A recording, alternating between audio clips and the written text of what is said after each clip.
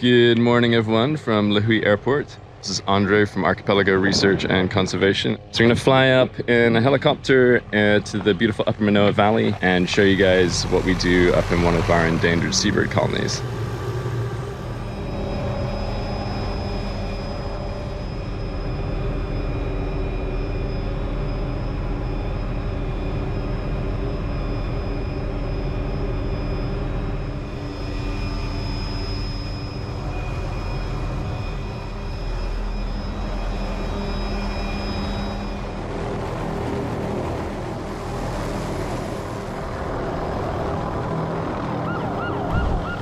Welcome to beautiful Upper Manoa Valley here on the northwest corner of Kauai.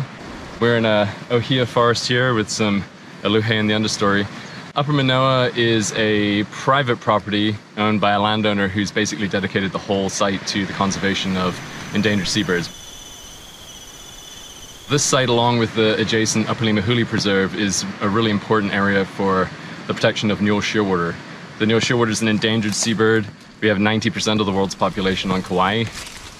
They face a whole range of threats, including power line collisions, light attraction. Up here in the mountains, there's cats and rats, pigs, barn owls, all introduced predators that take their toll on the birds.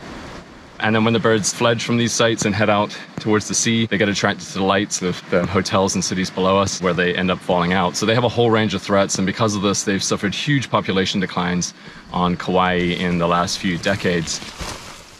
So a site like this is really important because this is one of the best known breeding colonies of the Mule shearwater, and there's a whole bunch of management work that is undertaken up here, particularly for controlling introduced predators as well as invasive plants. Archipelago Research and Conservation comes up here 7 times a year to monitor the colony. And what we do is we have a whole bunch of burrows that we've identified. We chart their progress through the season to see how well they fare, get their reproductive success rates. So this is classic Mule shearwater nesting habitat. You can see this dense aluhe here, and then these super steep slopes heading all the way down to the drainage down there. The birds really like these steep slopes where they'll dig under the roots of ohia or lapa-lapa or lapa-lapa, any of the larger native trees. And what we have here is a Mule shearwater burrow, and if you want to just have a little look closer. So this is kind of a classic burrow. You can see it's dug into the hillside down in there, and there's a lot of digging here. And then the burrow itself is in aluhe. This is the aluhe fern, a native fern which they really like to nest in. So what we're going to do at this site is do our burrow check. And what that involves first is having a look to see if there's anyone inside. I can see a little fluff ball in here. So look, this is a Mule shearwater chick, the hope of the Mule shearwater future. So this one should be fledging in a couple of weeks' time. So that's great, good to see. These cameras are really important for not only keeping an eye on the bird and getting information on their breeding phenology when they arrive, when they fledge, how often they visit the nest, but also introduced predators, which I said earlier is like one of the biggest threat for the species up here in the mountains.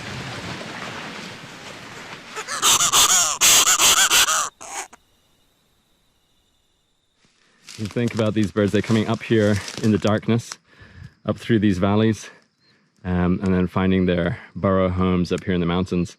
Pretty impressive when you sit up here in the darkness and you can hear them calling. They've got this call that sounds like a braying donkey. It's like...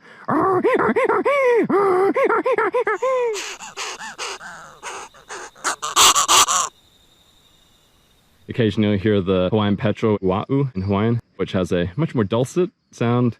Sounds like a ooh, ooh.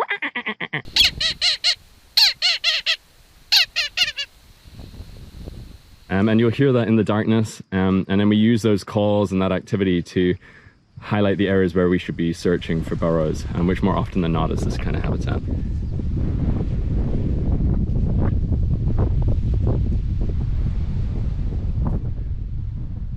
Here we have another way that we monitor endangered seabirds up here in the mountains. This is an acoustic sensor, and you can see it's basically listening out to this whole part of the valley. Acoustic sensors are really important because they give us a good measure of the health of the colony as a whole, and they measure the call rate as the birds are calling and flying around and calling from their burrows. And the call rate is statistically significantly related to the number of breeding birds. If it increases, then we know there's more breeding birds. If it decreases, we know there's less breeding birds. I'm happy to say that at all these sites, once predator control started, we've seen reproductive success rates going up, and concurrently with that, we've seen the call rates increasing on the saw meters. That's really good news. It shows that the birds are responding well to management.